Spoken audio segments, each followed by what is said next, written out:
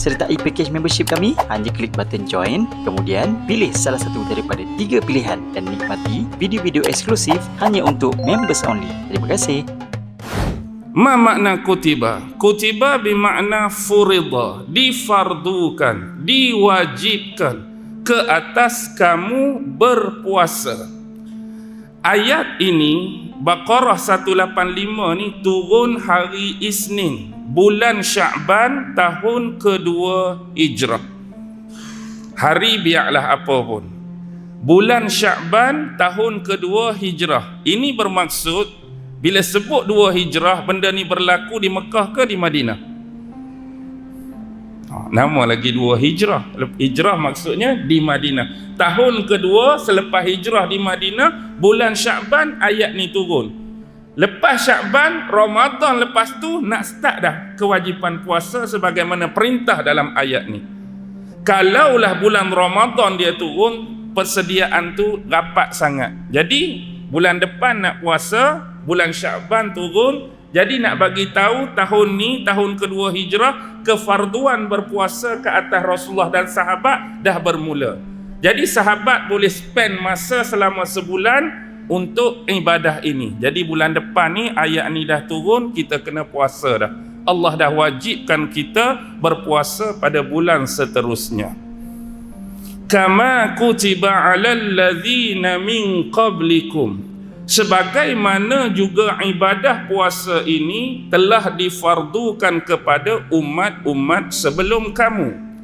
Jadi jangan kita berfikiran keliru dengan menganggap bahawa ibadah puasa wajib ini dimulakan oleh Rasulullah dan sahabat. Jangan fikir macam tu.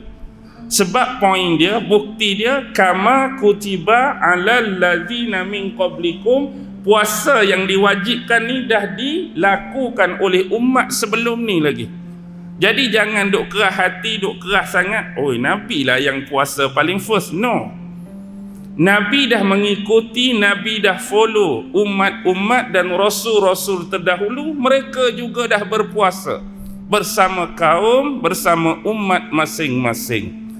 Ini membuktikan ibadah puasa ni adalah satu ibadah, kalau dalam konteks sejarah kita sebut ibadah yang kuno, yang boleh dikenali dalam semua rentang sejarah zaman dan masa.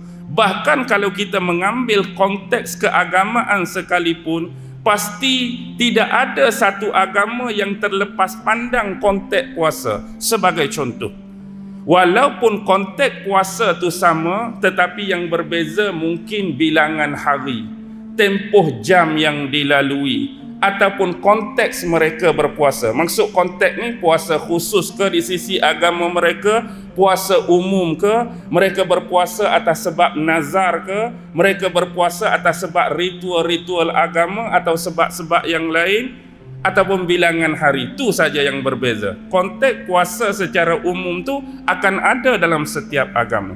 Sebagai contoh, dalam agama selain Islam, agama Nasrani pun ada konteks puasa cara depa. Agama Yahudi pun ada konteks puasa cara depa. Bahkan sejauh agama Hindu ada puasa dia, agama Buddha ada puasa dia, agama Zoroaster, kita sebut Zarathustra, ada dia, agama Jain ada puasa dia, agama Sikh ada puasa dia. Cuma yang berbeza yang disebutkan tadi, mungkin bilangan hari beza, mungkin bilangan jam, mungkin konteks berpuasa tadi. Sebab apa mereka berpuasa? Tetapi umat Islam berpuasa atas kekhususan bulan Ramadan. Tapi ada orang yang mempersoalkan, sebelum wajibnya puasa pada 2 Hijrah tersebut, bagaimanakah konteks Rasulullah dan sahabat berpuasa, atau sebelum ni Rasulullah pernah atau tidak berpuasa? Sebagaimana yang kita ambil daripada riwayat Muaz bin Jabal. Dan kita boleh ikuti dalam tafsir tafsir Tabari, Imam Ibnu Jarir At-Tabari. Sebagai contoh, Muaz bin Jabal meriwayatkan, awal-awal Rasulullah datang ke Madinah ni, Rasulullah melihat orang-orang Yahudi berpuasa bila? Rasulullah pergi ke Madinah, ada satu hari itu orang Yahudi berpuasa. Berapa Muharram? Hari Ashura tu. Jadi Rasulullah tanya orang Yahudi, why? Saya sebut why, Rasulullah tanya bahasa Arab lah. Kenapa kamu orang Yahudi berpuasa pada hari ini? Kami berpuasa pada hari ini kerana di sisi ilmu dan pengetahuan kami, hari ini adalah hari Allah menyelamatkan Nabi Musa daripada Fir'aun. Maksudnya hari pembelahan Laut Merah tu, Nabi Musa diselamatkan oleh Allah daripada Fir'aun. Jadi kami berpuasa sempena dengan hari tersebut. Jadi Nabi Muhammad kata yang lebih aula ni maksudnya utama dan layak ke atas Nabi Musa tu bukan kamu tapi kami. Kamu tak layak pun tapi kami yang lebih layak. Daripada benda ni banyak benda besar lain yang kita boleh ambil. Kadang-kadang sesuatu benda tu lebih layak orang Islam untuk memiliki benda tu tetapi sudah didominasi oleh agama-agama lain dari sudut pegangan dan ajaran. Baik, kembali kepada persoalan ni, selalu yang dilakukan oleh Rasulullah sebelum bulan Ramadan ialah puasa 3 hari dalam sebulan. Di sebelah Nusantara selalu memanggil puasa ini sebagai puasa mutih. Apa dia puasa mutih? 3 hari setiap bulan. Contoh, mari bulan Muharram, 13 Muharram, 14 Muharram, 15 Muharram. Mari bulan Safar, 13 Safar, 14 Safar, 15 Safar. Tarikh tak berubah, 13, 14, 15, cuma beza dia bulan tu bergerak. Itulah bentuk puasa sebelum ini. Dan bila mari kewajipan ayat ni telah memangsuhkan konteks puasa cara sebelum ni. Tetapi puasa jenis ini terus berlaku dan kekal sebagai puasa sunat. Banyak kan puasa sunat. Sunat 3 hari setiap bulan. Hak kita selalu buat 2 hari seminggu tu hari apa? Isnin dan Khamis. Dan ada jenis puasa-puasa yang lain. Baik. Maksudnya ibadah puasa ni sebagaimana disebut tadi adalah satu ibadah yang sudah dikenali.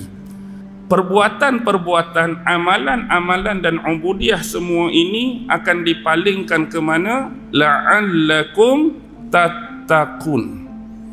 Mudah-mudahan kamu akan menjadi manusia-manusia yang bertakwa. Di depan tadi Allah menggunakan terma wahai orang-orang Islam yang mempunyai keimanan. Ya ayyuhallazina amanu, buat semua yang disarankan oleh Allah sepanjang bulan Ramadan. Allah nak kita keluar daripada bulan Ramadan nanti la'allakum tattaqun. Naik satu level, naik satu pangkat, naik satu darjat yang dinamakan manusia-manusia yang bertakwa. Apa yang dimaksudkan dengan takwa, tuan-tuan? Kita selalu menyebut orang-orang yang bertakwa. Kita nak jadi manusia yang bertakwa. Wiqayah dalam Islam ini bermaksud memelihara. Wiqayah, memelihara. Bila seorang itu dianggap manusia yang bertakwa, apa yang wujud pemeliharaan atas diri dia? Yang dia nak pelihara atas diri seorang yang bertakwa ialah memelihara hubungannya dengan Allah, iaitu mengekalkan sifat kehambaan dia bila berhadapan dengan Allah. Maksudnya dia akan terus kekal sebagai hamba. Sebut hamba di sini bukan setakat konotasi dan predikat pergunaan kata hamba, tetapi hamba yang menyedari dirinya. Siapakah dia di sisi Tuhannya? Ni orang yang benar-benar faham untuk mengekalkan dan memelihara sifat kehambaan dia di depan Allah. Dan satu lagi, mengekalkan sifat ketuhanan itu, menjadikan Allah sebagai Tuhan kita buat selama-lamanya, tidak mensyirikkannya, tidak menduakannya. Tu tahap takwa. Memang payah seseorang tu nak mengekalkan kehambaan dia di sisi Allah. Kalau kita ambil konteks yang kita susah dan pahit nak sebut tadi, bagaimana seseorang tu boleh dikatakan takwa, letak dia seorang hamba di sisi Allah, bila Allah suruh semayang pun dia tak mau buat? Di mana nilai kehambaan tersebut? Di mana nak kekal dan pelihara nilai hamba bila Allah suruh puasa bulan Ramadan pun tak mau puasa? Bila Allah suruh kata jangan minum arak pun dia pi nak minum arak. Bila Allah kata jangan berzina pun dia nak pi berzina. Di mana dia memelihara nilai hamba tadi? Inilah poin dia, orang yang bertakwa dia akan lepas dan bebas daripada semua unsur-unsur tadi, terus maintain, mengekalkan apa yang menjadi perintah Allah dan terus maintain, mengekalkan, menjauhkan diri apa yang menjadi larangan bagi Allah.